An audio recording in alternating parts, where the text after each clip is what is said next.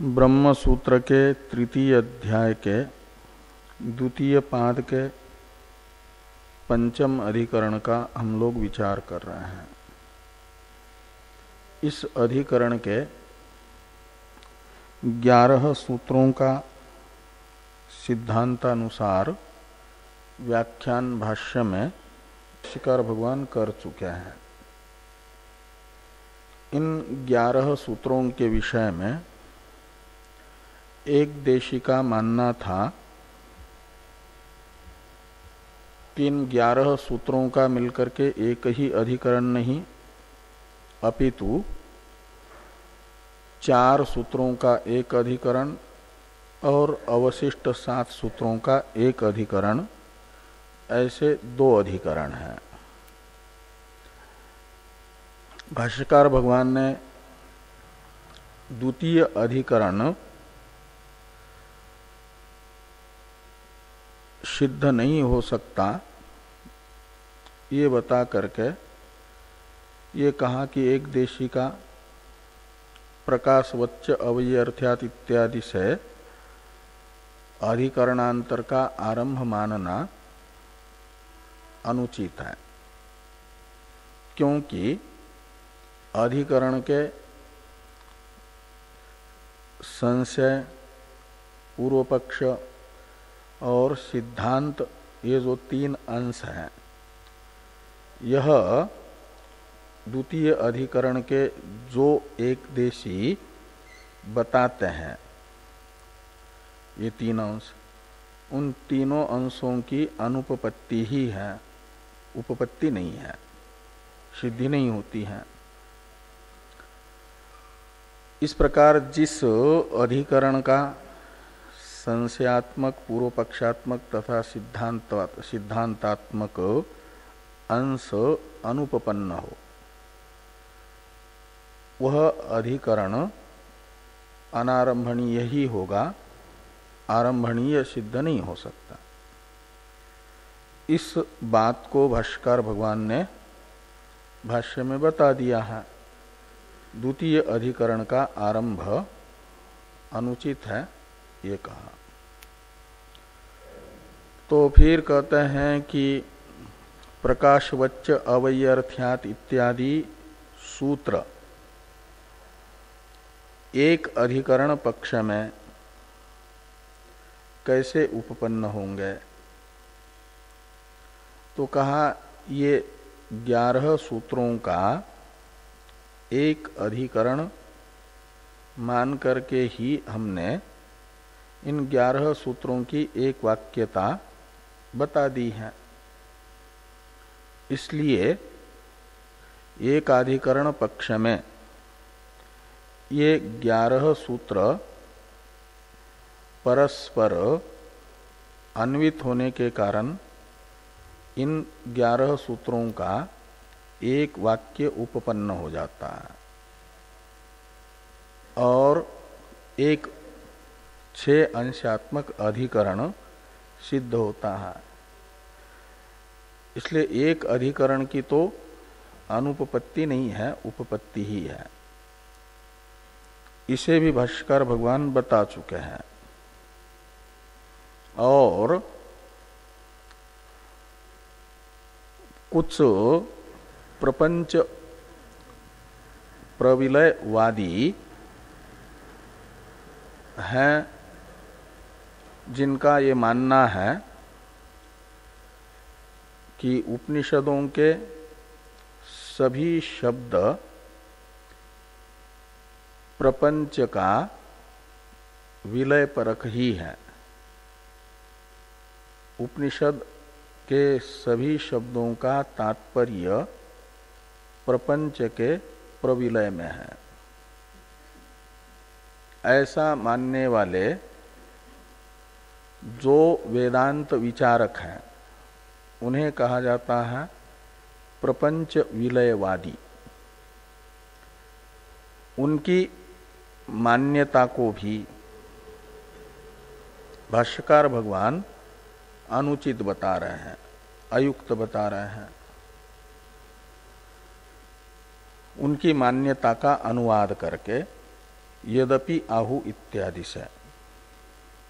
तो भाष्य में जो 647 नंबर पृष्ठ पर भाष्य है यद्यपि आहु आकारवादिन्यो अपि श्रुतयः इत्यादि, यह प्रपंच प्रविलयवादी के मत का उत्थापन करके उसमें अनौचित्य बताने वाला भाष्य है। तो यद्यपि आहु यहां से हम लोग थोड़ा बहुत विचार कर भी चुके हैं। तो पहले तो भाष्यकार भगवान ने प्रपंच विलयवादी के मत का अनुवाद किया, यद्यपि आहु आकारवादिन्यो अपि श्रुतय प्रपंच प्रविलय मुखेन अनाकार प्रतिपत्त्यर्था एव न पृथगर्था इति, इतना तो अनुवाद है। और तदपि न समीचीनम इव लक्ष्यते, यह प्रपंच प्रविलयवादी के मत का अनौचित्य बोधक सिद्धांत अंश है कि तदपि न समीचीनम इव लक्ष्यते। पूर्व पक्षी ने, यानी पूर्व पक्षी यहाँ पर है प्रपंच प्रविलयवादी, उन्होंने पूछा कि कथम, क्यों ये समस्त उपनिषदों का तात्पर्य प्रपंच विलय द्वारा अनाकार ब्रह्म में ही, निराकार ब्रह्म में ही, निर्विशेष ब्रह्म में ही न माना जाए। ये कथम शब्द से पूर्व पक्षी ने प्रश्न किया। इसका उत्तर भाष्यकार भगवान ये ही इत्यादि से दे रहे हैं, यानी बता रहे हैं कि समस्त उपनिषदों का तात्पर्य प्रपंच प्रविलय में मानना कैसे अनुचित है। इसे ये ही इत्यादि भाष्य से भाष्यकार भगवान बता रहे हैं, दो विकल्प करके। प्रपंच विलयवादी के प्रति भाष्यकार भगवान ने पूछा कि वेदांत नामक जो वेदों का ज्ञान कांड है, उपनिषदें जिनको कहा जाता है, वे सगुण ब्रह्म, सविशेष ब्रह्म तथा निर्गुण ब्रह्म, जिसे निराकार ब्रह्म भी निर्विशेष ब्रह्म भी कहा जाता है, ऐसे दो प्रकार से ब्रह्म का प्रतिपादन कर रही है उपनिषदें। सविशेष ब्रह्म का प्रतिपादन करने वाले उपनिषद वाक्य हैं, उस सविशेष ब्रह्म की उपासना के प्रकरण में आए हुए उपास्य ब्रह्म का वो प्रतिपादन कर रहे हैं। तो उपनिषदों के भी अवान्तर दो प्रकरण हैं, जैसे वेद के कर्मकांड तथा ज्ञान कांड, ऐसे अवान्तर दो प्रकरण हैं। तो ज्ञान कांड में भी अवान्तर दो प्रकरण हैं, सगुण ब्रह्म विद्या, निर्गुण ब्रह्म विद्या परक। तो सगुण ब्रह्म विद्या है उपासना, इसलिए सगुण ब्रह्म विद्या परक का अर्थ है उपासना परक उपनिषद वाक्य, और ज्ञेय ब्रह्म परक उपनिषद वाक्य। ऐसे दो प्रकार के अवान्तर प्रकरण हैं उपनिषदों में। तो क्या ज्ञेय ब्रह्म के प्रकरण में आए हुए विशेषता को बताने वाले वाक्यों का विशेषता रूप प्रपंच प्रविलय में तात्पर्य मान रहे हो, या उपासना परक अवान्तर प्रकरण में आए हुए विशेषता के बोधक वाक्यों को भी विशेषता रूप प्रपंच के विलय परक मानते हो। ये अवान्तर दो विकल्प भाष्यकार भगवान ने प्रपंच विलयवादी के प्रति किए। उनमें से यदि प्रथम विकल्प पूर्व पक्षी स्वीकार करते हैं कि ज्ञेय ब्रह्म के प्रतिपादक उपनिषद के प्रकरण में आया हुआ जो विशेषता को बताने वाला वाक्य, उसका तात्पर्य प्रपंच प्रविलय में है। ऐसा यदि मानना प्रपंच प्रविलयवादी को इष्ट है तो इसे इष्टापत्ति मान करके स्वीकार कर रहे हैं भाष्यकार भगवान, ये ही इत्यादि से। और उसका उदाहरण बताया भाष्य में कि वो भाष्य में उदाहरण था बृहदारण्यक श्रुति का, युक्ता ह्यस्य हरय शता, यहां तक शता तक। तो अस्य हरय युक्ता, तो अस्य का अर्थ है जीव भावापन्न ब्रह्म के, हरि शब्द का अर्थ है इंद्रिया, उचित है। और वो कितनी, तो 10, तो 10 तक भी ले लीजिए। तो 10 इंद्रिया उचित हैं इसकी। एक कार्यकरण संघात में कर्मेंद्रिया 5 और ज्ञानेन्द्रिया 5 मिलकर के इसकी 10 इंद्रिया उचित हैं। और ऐसे अनेक कार्यक्रम संघात हैं और उन अनेक कार्यक्रम संघात भेद से इस जीव भावापन्न ईश्वर की शता लिखा है ना, यानी शतानी, इस अर्थ में शता शब्द है। और ये शता उपलक्षण है सहस्त्रानी बहुनी अनंतानी का। ये सब जीव भावापन्न ईश्वर के इंद्रिया कार्यक्रम संघात भेद से, प्राणी भेद से उचित है, क्योंकि वह सर्वतः पानिपादम तत्सर्वतोक्षि शिरोमुखम है। सारे कार्यक्रम संघात तथा कार्यक्रम संघातस्थ इंद्रिया उसी की हैं, सहस्र शीर्षा पुरुष है। ये है ज्ञेय ब्रह्म के प्रकरण में आया हुआ विशेषता को बताने वाला वाक्य। तो कहा फिर ये इंद्रिया अलग होगी, भोगोपकरण, और भोक्ता अलग होगा। तो कहा कि वह अलग नहीं है इंद्रिया इससे। अयम वै 10,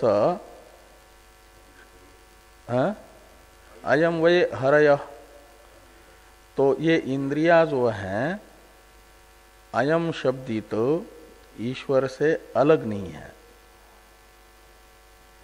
उसी में कल्पित होने से इंद्रिया ब्रह्म का ही विवर्त स्वरूप होने से, रस्सी का विवर्त स्वरूप सर्पादि जैसे रस्सी से अलग नहीं, रस्सी ही है, ऐसे ब्रह्म का विवर्त स्वरूप जो इंद्रिया हरि शब्दित, वे ब्रह्म से अलग नहीं, ब्रह्म ही है।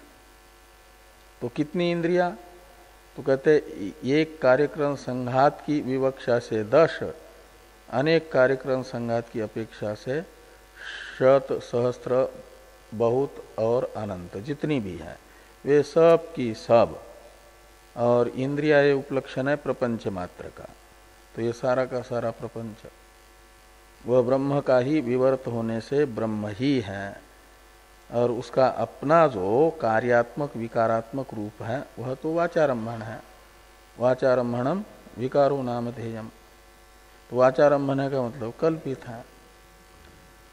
तो ये जो श्रुति है ब्रह्म के प्रकरण में आई हुई, इसका तो इंद्रिय तथा इंद्रिय से उपलक्षित अन्य प्रपंच का प्रविलय में ही तात्पर्य यदि मानते हो तो इसमें हमारी भी सम्मति है, सहमति है हमारी भी। इसे इष्ट मान करके हम स्वीकार करते हैं। तो ये कहा ऐसा क्यों, तो कहते तद एतद ब्रह्म अपूर्वम अनपरम अनंतरम अबाह्यम इत्यादि श्रुति में उपसंहार में ज्ञेय ब्रह्म में तात्पर्य बताया गया है उस प्रकरण का। और ये पुनः इत्यादि का अवतरण है, ये है द्वितीय विकल्प का निषेध। तो ये कहते हैं द्वितीयम दूषयति ये पुनः इति। तो जो द्वितीय विकल्प है, द्वितीय विकल्प है कि सर्वेश आपका ये जो उपासना परक जो प्रकरण, उसमें आए हुए वाक्य भी प्रपंच प्रविलय वाले हैं। उत उपासना प्रकरण स्थानाम अपि प्रविलयार्थत्वम, ऐसा यदि मानोगे तो उसका खंडन है। ये पुनः उपासना विधान अधिकारे प्रपंचा उच्यन्ते यथा मनोमय प्राण शरीरो भारूप इत्येवमादयो न तेषां प्रविलयार्थत्वम न्याय्यम।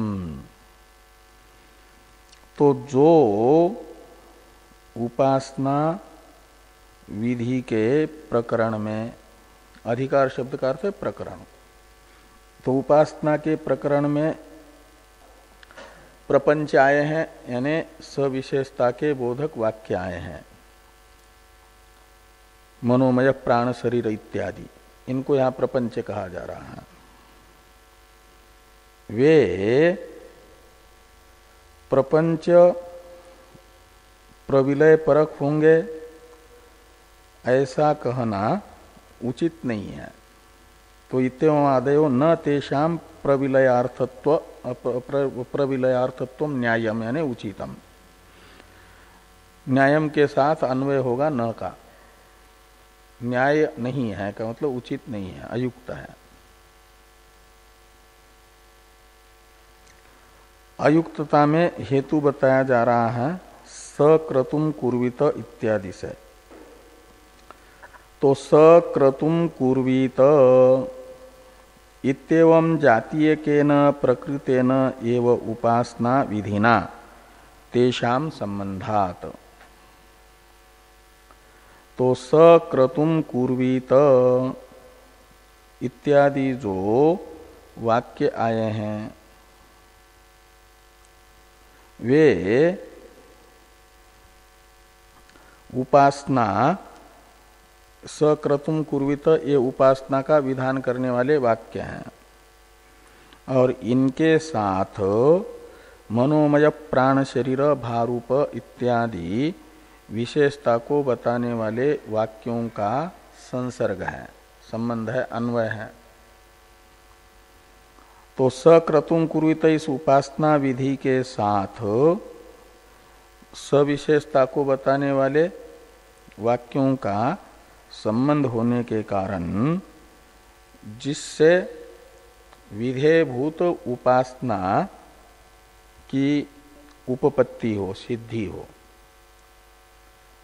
उसमें तात्पर्य माना जाएगा मनोमय प्राण शरीर इत्यादि का।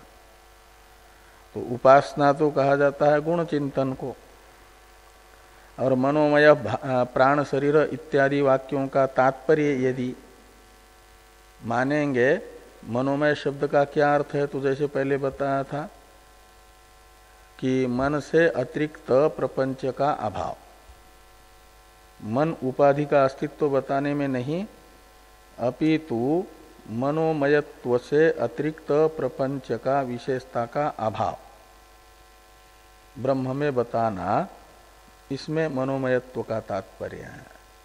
ऐसा मानेंगे यदि, तो फिर प्राण शरीर का क्या तात्पर्य है, तो प्राण से अतिरिक्त प्रपंच का अभाव, तो मन का भी अभाव हो जाएगा। ऐसे सभी शब्दों का तात्पर्य प्रपंच के प्रविलय में है, सभी के सभी निषेध परक है। ऐसा प्रपंच प्रविलयवादी का यदि मानना होगा तो उपासना की सिद्धि नहीं हो पाएगी। सक्रतुम कुरुत इस वाक्य का तात्पर्य क्रतु शब्दित उपासना में है। क्रतुम कुरुत यानी उपासनाम कुर्वित, उपासना करें। तो सक्रतुम कुर्वित इत्येवं जातीय केन प्रकृतेन उपासना विधिना तेषाम संबंधात्। श्रुत्याच एवं जातीय का नाम इत्यादि भाष्य की अवतरण टीका है। टीका को देखिए। मनोमय शब्दानाम, मनोमयादि शब्दानाम मुख्य वृत्तियां गुणपरत्व संभवे निषेध लक्षणा अपि न युक्ता इति आह श्रुत्याच इति। तो ये कहते हैं कि मनोमयादि शब्दानाम मुख्य वृत्तियां गुणपरत्व संभवे। तो मनोमयादि शब्दों में जो वाच्यार्थ है इनका शक्ति वृत्ति से, मुख्य वृत्ति से यानी शक्ति वृत्ति से प्रतीयमान अर्थों को कहा जाता है मुख्यार्थ, वाच्यार्थ। तो मनोमयादि शब्दों का मुख्यार्थ होता है शक्यार्थ, वो मनोमयत्वादि गुण। इसलिए मुख्य वृत्तियां गुणपरत्व संभवे, मनोमयत्वादि शब्दानाम गुणपरत्वे संभवे निषेध लक्षणा अपि न युक्ता। इसलिए मन से अतिरिक्त उपाधि का निषेध, ऐसे निषेध में इनकी लक्षणा अनुचित है। हाँ, लक्षणा ठीक नहीं। लक्षणा तो तब मानी जाती है जब वाच्यार्थ को लेकर के वाक्यार्थ अनुपपन्न हो। लक्षणा तात्पर्य अनुपपत्तितः, तात्पर्य अनुपपत्ति ये लक्षणा का बीज है, हेतु है, निमित्त है। तो यहां पर तो तात्पर्य की उपपत्ति हो रही है मुख्यार्थ को लेकर के। सक्रतुम कुरुत इत्यादि प्रधान वाक्य हैं और उसके द्वारा विधेय जो उपासना, उसी के साथ अन्वय मनोमय प्राण शरीर इत्यादि का शक्यार्थ लेकर के ठीक ठीक हो रहा है। उपासना के प्रकरण का तात्पर्य जिसमें है उपासना में, वह तात्पर्य निकल आ रहा है।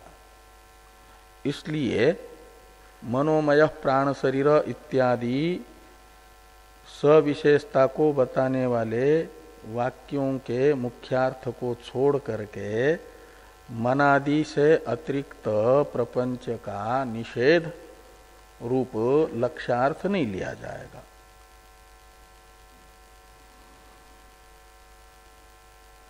ये यहां पर कह रहे हैं कि श्रुत्याच एवं जातीय का नाम गुणानाम उपासनार्थत्वे अवकल्पमाने न लक्षणया प्रविलयार्थत्वम अवकल्पते। कहते हैं श्रुति भगवती एवं जातीय का नाम गुणानाम यानी मनोमयत्वादि नाम गुणानाम, ये जो मनोमयत्वादि गुण हैं इन्हें बता रही है उपासना की सिद्धि के लिए। उपासना अंगत्वेन रूपेण, उपास्य के मनोमयत्वादि विशेषता की कल्पना श्रुति भगवती कर रही है। तो श्रुति का तात्पर्य मनोमयत्वादि का भाव उपास्य ब्रह्म में बताने में है, न कि मनादि उपाधि से अतिरिक्त का अभाव। मनोमयत्वादि विशेषताओं का अस्तित्व उपास्य ब्रह्म में बताने में तात्पर्यवती है श्रुति। इसलिए प्रपंच प्रविलय में लक्षणा इन सब उपासना के प्रकरण में आए हुए मनोमयादि शब्दों की भी है। इस प्रकार की कल्पना प्रपंच प्रविलयवादी की अनुचित है। ये यहाँ पर कहा कि श्रुत्याच एवं जातीय का नाम गुणानाम उपासनार्थत्वे अवकल्पमाने न लक्षणया प्रविलयार्थत्वम अवकल्पते।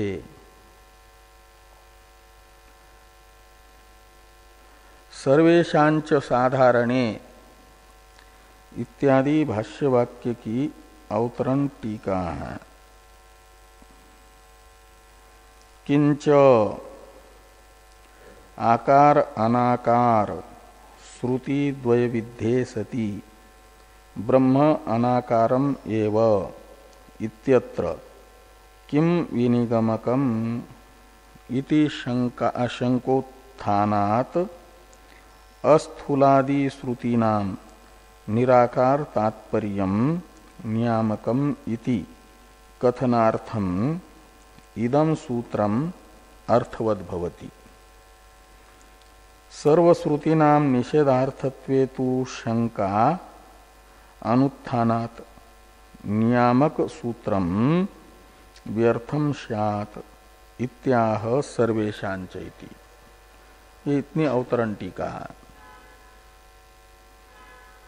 कहते हैं जब ये जो अरूपवद एव तत्प्राधान्यात एक सूत्र है, तत्प्रधान अरूपवद एव तत्प्रधानत्वात्, ये 14वां सूत्र है पाद का, अधिकरण का चौथा सूत्र। ये किस लिए है? तो कहा ये बताने के लिए है, विनिगमक बताने के लिए। एकतर पक्षपातिनी विनिगमना कहा जाता है।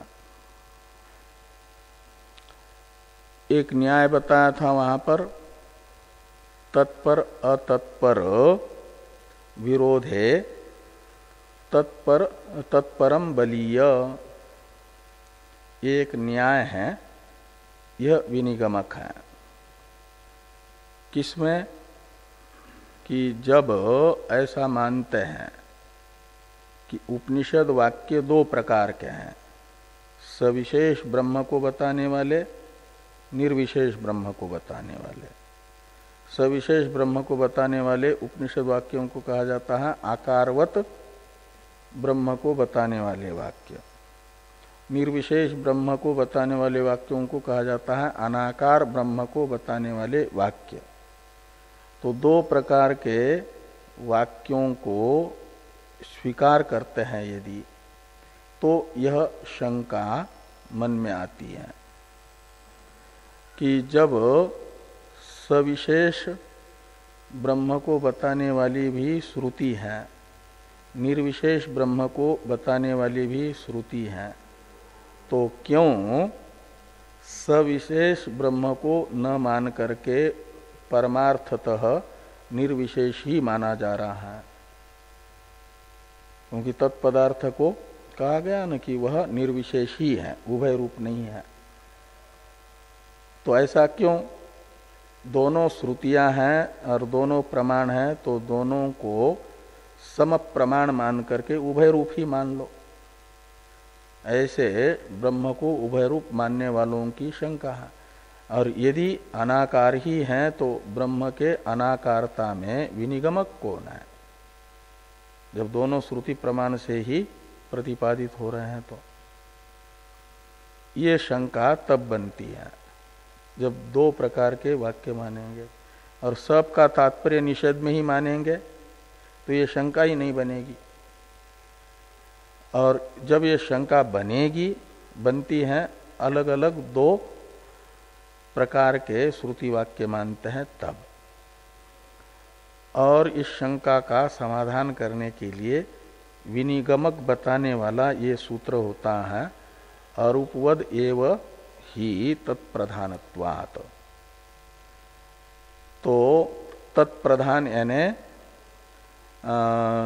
आपका निर्विशेष ब्रह्म परक अस्थूलम अणनु इत्यादि श्रुति वचन होने से माना जाता है कि निर्विशेष ब्रह्म में तात्पर्यवान श्रुति के साथ यदि विरोध होता है, सविशेष ब्रह्म को बताने वाले श्रुति वाक्य का, सविशेष ब्रह्म को बताने वाले श्रुति वाक्य का तात्पर्य तो ब्रह्म के सविशेषता में नहीं है, अपितु उस उपासना में है, इसलिए वो उपासना परक हुआ।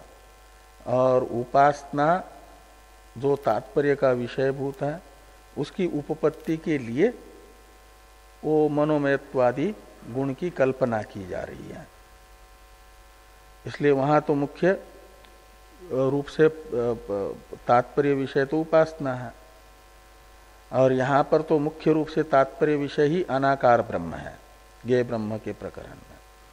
और उसके साथ यदि विरोध हो तो फिर उनका तात्पर्य किसी अन्य में माना जाता है, वो अन्य है उपासना, तो उपासना में तात्पर्यवान है और ब्रह्म के सविशेषता में नहीं। ये समाधान देने वाला अरूपवद एव ही तत्प्रधानत्वात् ये सूत्र सफल माना जाता है, सार्थक होता है जब शंका का उत्थापन होगा। शंका का उत्थापन होगा मनोमयत्वादि वाक्य जिस प्रकरण में आए हैं उस प्रकरण को उपासना परक मानेंगे, तब प्रपंच प्रविलय में ही तात्पर्य उसका भी होगा तो ये शंका ही नहीं होगी। शंका ही नहीं होगी तो फिर ये सूत्र व्यर्थ हो जाएगा।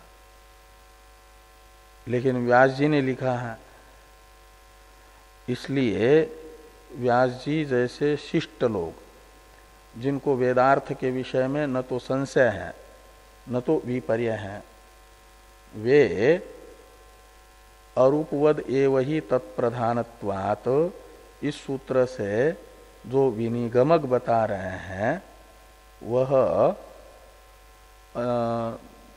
अप्रमाण नहीं हो सकता व्यास जी का वाक्य। इस अभिप्राय से भाष्यकार भगवान ने ये वाक्य लिखा है सर्वेशांच। यही टीका में टीकाकार ने कहा है कि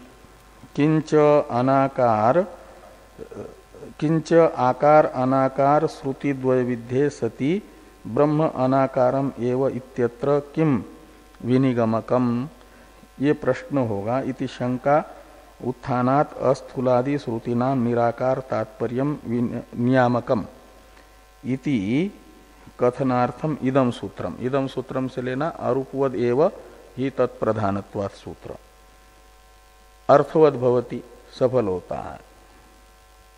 और सर्वश्रुति नाम निषेधार्थत्वे, सभी श्रुतियों का तात्पर्य प्रपंच के प्रविलय में ही मानेंगे, तब तो कहते हैं शंका अनुत्थानात्, शंका ही नहीं होगी तो नियामक सूत्रम व्यर्थम स्यात्, ये नियामक सूत्र व्यर्थ हो जाएगा। इत्याह सर्वेशांच इति, इस अभिप्राय से कहते हैं कि सर्वेशांच साधारणे प्रविलयार्थत्वे सति अरूपवद एव ही तत्प्रधानत्वात् इति विनिगमन कारण वचनम अनवकाशम स्यात्।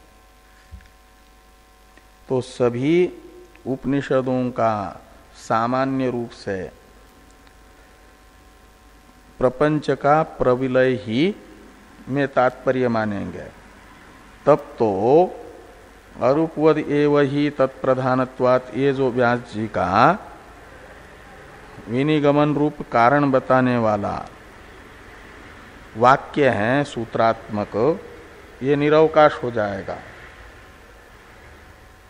फलम अपि येषाम यथोपदेशम क्वचित दुरित क्षयः क्वचित ऐश्वर्य प्राप्ति क्वचित क्रम मुक्ति इति अवगम्यते। कहते हैं येषाम, फलम इत्यादि का अवतरण है टीका में।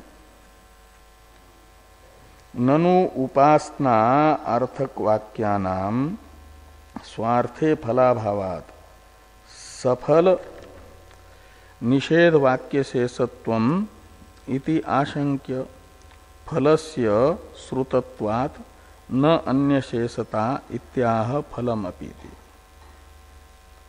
मीमांसकों का एक न्याय है, फलवत सन्निधो अफलम तदंगम। इसका अर्थ है कि सफल साधन के पास में बताया गया जो निष्फल साधन है वह शास्त्र ने बताया हुआ है यदि, तो भले ही उसके पास में कोई उसका फल नहीं बताया गया तो माना जाता है वह अंग है, शेष है किसका? सफल साधन का, वो अंग बन जाता है। फलवत सन्निधो अफलम तद अंगम, इस न्याय से। तो कहते हैं ज्ञेय ब्रह्म का जो ज्ञान है अस्थूलम अणनु इत्यादि से प्रपंच प्रविलय बोधक श्रुति वाक्यों से होने वाला जो ज्ञान, उस का तो फल है मोक्ष, जो उपनिषदों का परम प्रयोजन है, अध्यास की निवृत्ति। तो अध्यास निवृत्ति चतुर्थ पुरुषार्थ रूप फल वाला तो है निषेध वाक्यों का ज्ञान, अस्थूलम अणनु इत्यादि का। और ये मनोमय प्राण शरीर भारूप इत्यादि जो सविशेषता को बताने वाले वाक्य हैं, इनका कोई फल नहीं है। इसलिए फलवत सन्निधो अफलम तदंगम न्याय से ये मनोमय प्राण शरीर इत्यादि वाक्यों को इत्यादि वाक्य बन जाएंगे साधन किसके? सफल अस्थूलम अणनु इत्यादि वाक्यों के, इनमें अंगांगी भाव हो जाएगा। तो इस प्रकार ये एक वाक्य तो बन जाएगा। तो निष्फल होने के कारण मनोमयत्वादि वाक्य प्रपंच प्रविलय बोधक ही सिद्ध होंगे परंपराया। इस प्रकार की शंका है कि ननु उपासनार्थक वाक्यानाम, उपासना को बताने वाले जो सक्रतुम कुरुत इत्यादि वाक्य हैं उनका स्वार्थे फलाभावात, उपासना से मोक्ष नहीं होता है, नेदम यदिदम उपासते इत्यादि कहा जाता है। तो सफल निषेध वाक्य अस्थूलम अणनु इत्यादि, और उनका ये शेष बनेंगे। इस प्रकार की शंका करके उसका समाधान किया जा रहा है जिस अभिप्राय से। वो अभिप्राय है कि फलस्य श्रुतत्वात्, ते उपासना का फल सक्रतुम कुरुत इत्यादि उपासना विधायक वाक्यों के द्वारा विहित साधन उपासना का फल श्रुत है, इसलिए श्रुति के द्वारा प्रतिपादित है, इसलिए उपासना को माना जाएगा सफल। तो वे निषेध वाक्यों के अस्थूलम इत्यादि के अंग नहीं बनेंगे। तो न अन्य शेषता, अन्य शब्द से लेना ज्ञेय ब्रह्म को बताने वाले वाक्य, उनके अंग वे नहीं बनेंगे। इत्याह, इस अभिप्राय से भाष्यकार भगवान ये वाक्य लिखते हैं कि फलम अपि एषाम यथोपदेशम क्वचित दुरित क्षयः, क्वचित ऐश्वर्य प्राप्ति, क्वचित क्रम मुक्ति इति अवगम्यते। एव इत्यतः पार्थक अर्थ्यम एव उपासना वाक्यानाम ब्रह्म वाक्यानांच न्यायम न एक वाक्यत्वम।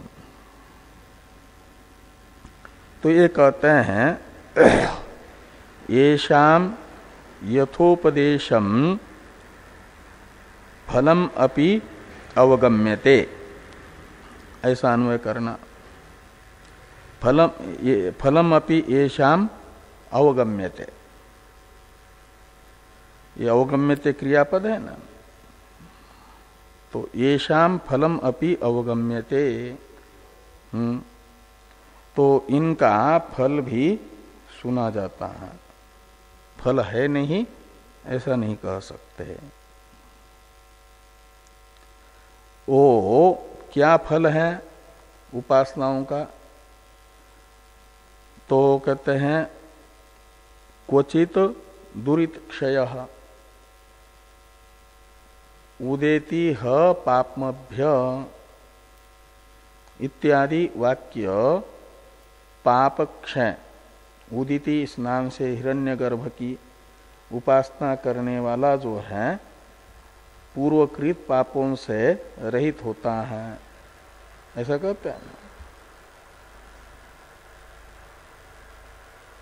तो पाप क्षय एक फल बताया जाता है कहीं, और कहीं पर ऐश्वर्य की प्राप्ति, कहीं कहीं क्रम मुक्ति।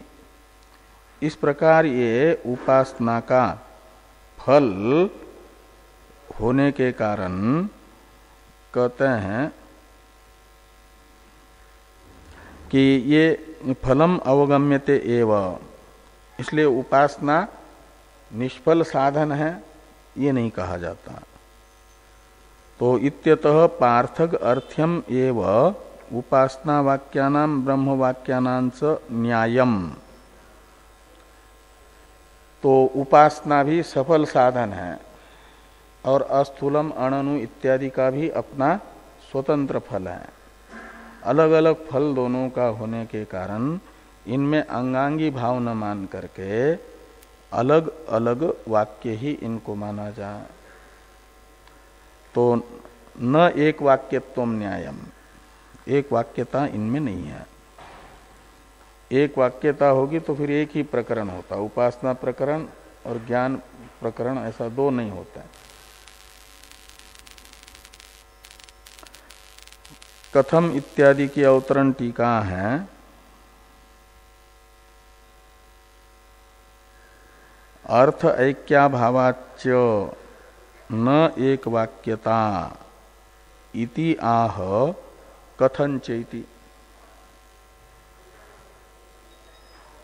तो कहते हैं अर्थ ऐक्याभावाच्च, तो इन दोनों का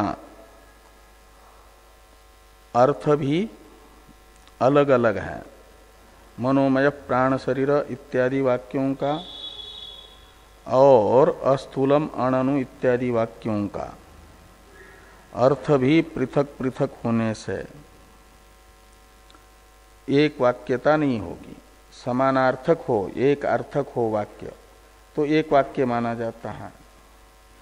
तो अर्थ ऐक्याभावाच्च, अर्थ में एकत्व न होने से भी उपासना वाक्य और ब्रह्म वाक्यों की एक वाक्यता नहीं होगी। न एक वाक्यता इत्याह कथम इत्यादि। तो ये कहते हैं कि कथंच येषाम एक वाक्यता उत्प्रेक्ष्यते इति वक्तव्यम। उपासना परक वाक्य और ब्रह्म परक वाक्यों में एक वाक्यता की उत्प्रेक्षा यानी कल्पना कैसे की जा रही है, यह भी बताना पड़ेगा प्रपंच प्रविलयवादी को। जो प्रपंच प्रविलयवादी हैं उन्हें यह प्रश्न किया जा सकता है कि जो उपासना परक वाक्य हैं और ब्रह्म परक वाक्य हैं, ये इनका तात्पर्य विषय अलग अलग है, तात्पर्यार्थ अलग अलग है।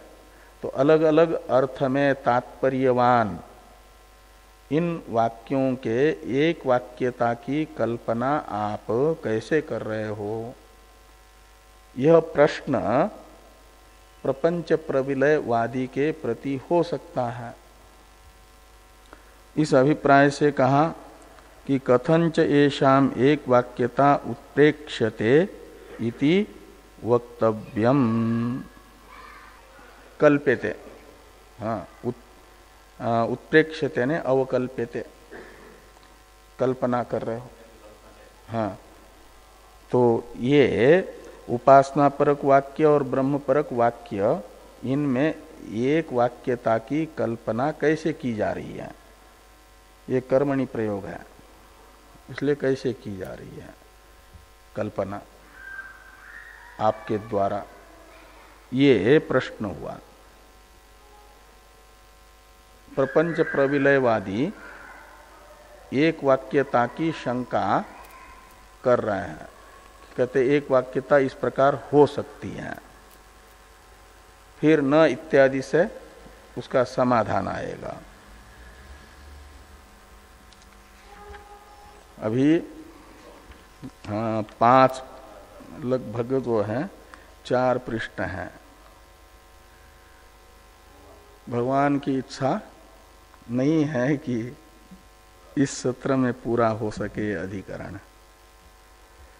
तत्पदार्थ शोधन इतने जल्दी नहीं होता ना।